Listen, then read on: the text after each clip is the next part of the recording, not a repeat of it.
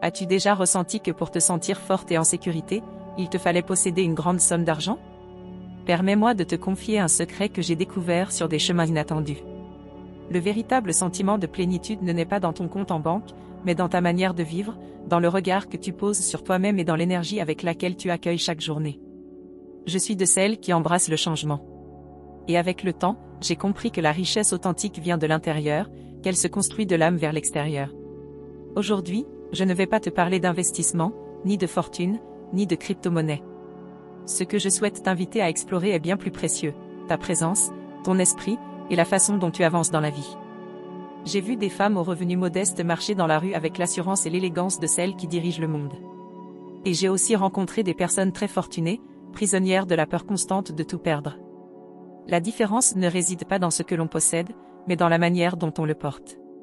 Si un jour tu as cru qu'il fallait attendre le moment parfait, ou que tout viendrait quand tu aurais plus d'argent, laisse-moi te dire quelque chose qui, peut-être, te bousculera un peu, mais qui te libérera aussi. Rien ne change à l'extérieur si tu ne transformes pas d'abord ce que tu portes en toi. Je sais que ce n'est pas facile, mais c'est la meilleure nouvelle que tu entendras aujourd'hui, car cela signifie que tu n'as pas besoin d'attendre la chance, ni que quelqu'un te donne la permission.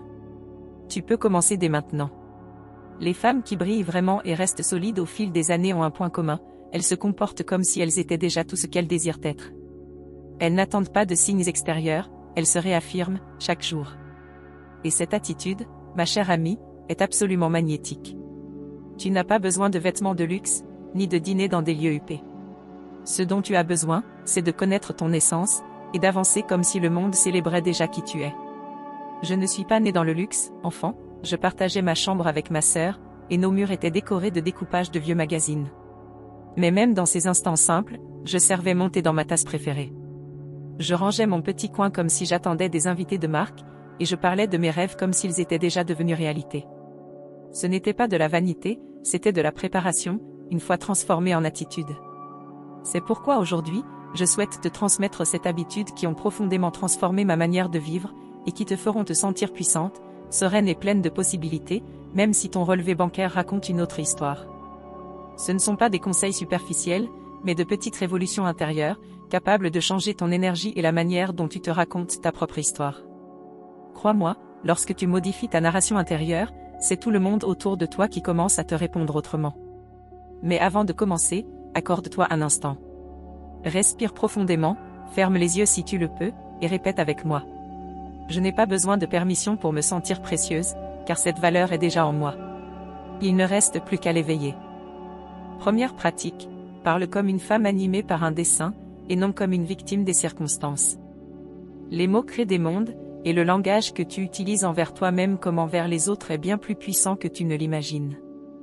Il y a une immense différence entre dire « je ne peux pas me le permettre », ce n'est pas ma priorité pour le moment.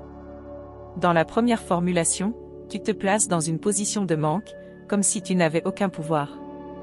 Dans la seconde, tu te présentes comme une femme qui gère ses ressources avec discernement et c'est précisément cette énergie qui te place dans la peau d'une femme consciente et forte. Il y a peu, une amie m'a proposé une escapade à la mer le temps d'un week-end. Avant, j'aurais répondu, je n'ai pas l'argent pour ça.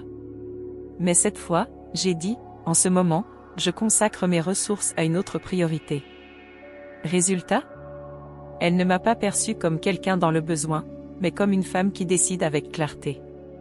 Et cela, en ce qui concerne l'image que tu as de toi-même et ton estime personnelle, peut transformer tout ton univers. Deuxième pratique, prends soin de ton espace comme si tu étais l'invité d'honneur de ta propre vie.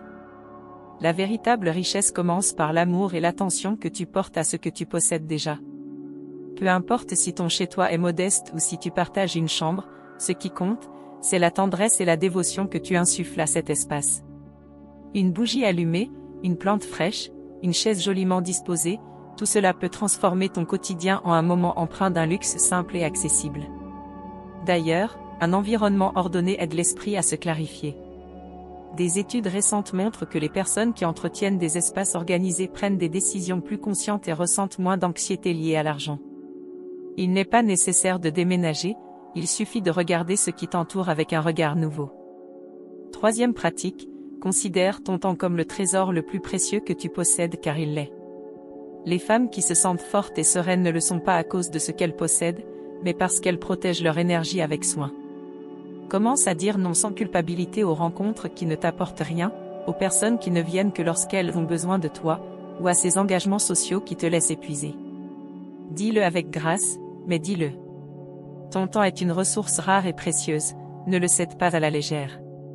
Et lorsque tu commences à le respecter, le monde s'adapte à ton rythme. Récemment, j'ai choisi de ne pas me rendre à un dîner dans un restaurant raffiné. Autrefois, je serais allée par peur de manquer une opportunité. Cette fois, je suis restée chez moi à réfléchir calmement à mes projets. Je me suis installée dans mon coin préféré, un verre de vin à la main, avec une musique douce, et j'ai avancé sur des étapes clés de mon chemin. Cette soirée-là, je ne me suis pas sentie seule, mais pleinement souveraine de ma vie. Et cela, ma chère amie, c'est l'élégance véritable. 4e pratique, investis dans la qualité, pas dans la quantité. Tu n'as pas besoin d'acheter 5 nouvelles paires de chaussures chaque année, quand une seule bien choisie peut accompagner pendant 5 ans, voire davantage. Miser sur des pièces durables est une décision avisée, qui reflète ton estime de toi et la valeur que tu accordes à tes choix. Cette blouse au tombé parfait dénichée dans une petite boutique locale, ou ce manteau chiné en seconde main qui semble tout droit sorti d'un défilé, ce sont des vêtements qui parlent avant même que tu n'ouvres la bouche. L'élégance ne réside pas dans l'abondance, mais dans l'intention qui guide chaque décision. Et j'en profite pour t'adresser une invitation particulière. Si ce que nous avons partagé jusqu'à présent a éveillé quelque chose en toi, abonne-toi à cette chaîne et rejoins notre communauté de femmes qui ne restent pas à attendre que les choses changent, mais qui choisissent de changer elles-mêmes. Dis-moi en commentaire quelles pratiques tu souhaites mettre en œuvre cette semaine. Peut-être qu'il s'agira d'apprendre à dire non avec plus de confiance, ou simplement d'utiliser cette tasse spéciale que tu réserves aux grandes occasions. J'ai hâte de te lire. 5e pratique, ouvre-toi à des expériences qui élargissent ton regard même si elles ne coûtent rien. Les femmes à l'esprit prospère ne se disent pas qu'il leur faut des millions pour fréquenter des lieux élégants, elles observent, s'inspirent et apprennent. Es-tu déjà entré dans un hôtel de luxe simplement pour y prendre un café, un bon livre à la main? As-tu déjà flâné dans une galerie d'art, sans intention d'acheter, juste pour te nourrir de cette ambiance? As-tu essayé une belle pièce dans une boutique raffinée, simplement pour ressentir ce que cela te procure? Tout cela fait partie d'un entraînement subtil. Il ne s'agit pas de faire semblant, mais de te familiariser avec le monde vers lequel tu tends. Je me souviens de mes promenades dans les beaux quartiers, le dimanche. J'observais chaque détail, les façades, les gestes des passants, leur façon de s'habiller, les conversations qu'ils tenaient. Non pour les copier, mais pour absorber cette énergie particulière qui fait qu'un lieu rayonne. Et peu à peu, même sans maison spacieuse, j'ai transformé mon petit appartement en un espace chaleureux, accueillant et raffiné, que tous mes amis décrivent comme plein de charme. Tout cela a été rendu possible grâce à une observation attentive, et à l'amour du détail. 6e pratique, cultive des habitudes qui renforcent la meilleure version de toi-même. Certaines routines ne coûtent pas un centime, mais peuvent transformer profondément ta vie. Te réveiller plus tôt et noter 3 choses pour lesquelles tu ressens de la gratitude. Boire un grand verre d'eau dès le lever. T'étirer pendant 10 minutes. Lire ne serait-ce que 15 pages par jour. Visualiser ta journée avec clarté. Ou encore écouter des podcasts qui nourrissent ton esprit, au lieu de passer des heures à faire défiler ton téléphone sans but. Les femmes que j'admire le plus ne sont pas arrivées là où elles sont par hasard. Leur secret? La constance. D'ailleurs, une étude de l'Université de Barcelone a révélé que les personnes qui suivent une routine matinale structurée ressentent 45% de satisfaction personnelle en plus chaque jour. Ce n'est pas de la magie, c'est de la science. Et tu peux commencer demain matin. Pas besoin d'un agenda luxueux, ni d'applications sophistiquées. Il te suffit d'un engagement sincère envers toi-même. 7e pratique, traite ce que tu possèdes comme une œuvre d'art. Prends soin de tes affaires comme si elles étaient uniques. Cire tes chaussures, repasse tes vêtements, répare ce qui est abîmé au lieu de le jeter. Ce type d'attention crée une relation différente avec la valeur des choses. Tu cesses de voir tes objets comme des biens jetables, et tu commences à honorer chaque choix que tu as fait. Ce lien plus profond avec ce qui t'appartient se reflète dans des décisions plus conscientes dans tous les domaines de ta vie. Ce que tu entretiens avec soin, t'entretient aussi, en retour. Je pense à une amie, Andrea, qui a hérité d'un manteau de sa tante il y a bien des années. Plutôt que de le ranger comme un souvenir oublié ou de s'en débarrasser parce qu'il paraissait vieillot, Andrea a choisi de le faire ajuster, de lui redonner vie. Elle le porte chaque hiver. Et souvent, des inconnus l'arrêtent dans la rue pour lui demander d'où vient ce manteau si particulier. Elle sourit et répond, c'est une pièce pleine d'histoire. Voilà ce qu'est la véritable élégance, peu importe son prix d'origine. Je t'invite à prendre un instant pour réfléchir, si tu ne prends pas soin de ce que tu possèdes déjà avec amour, comment pourrais-tu espérer accueillir et gérer ce que tu souhaites attirer dans ta vie? L'abondance naît de la gratitude, pas de l'accumulation. Cette pratique ne te demande pas de gagner plus d'argent, mais de transformer ta manière de penser.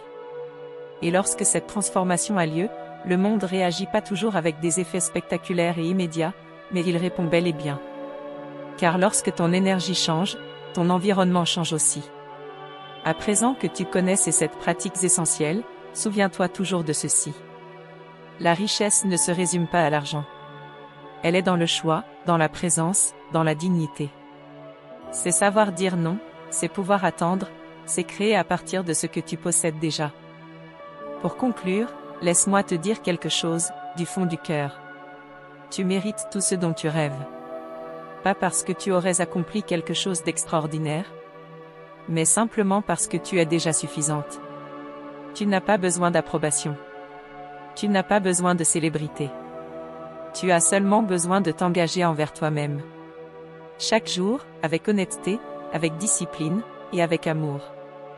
Et si cette vidéo a touché quelque chose en toi? Si tu t'es dit à un moment, c'est exactement ce que j'avais besoin d'entendre. Alors je t'invite à nous rejoindre. Abonne-toi à cette chaîne. Mais surtout, raconte-nous dans les commentaires ce qui t'a le plus parlé. Y a-t-il quelque chose que tu vas faire différemment dès aujourd'hui? Quels luxes invisibles font déjà partie de ta vie? Partageons nos histoires, car c'est bien cela l'essence. Nous élever ensemble. Merci d'avoir été là. Merci de t'être offert ce moment. Merci d'avoir ouvert ton esprit et ton cœur. À très bientôt. Ici est Stylo Serena, qui te rappelle que la pauvreté est un état d'esprit. Et que tu n'es pas obligé d'y vivre.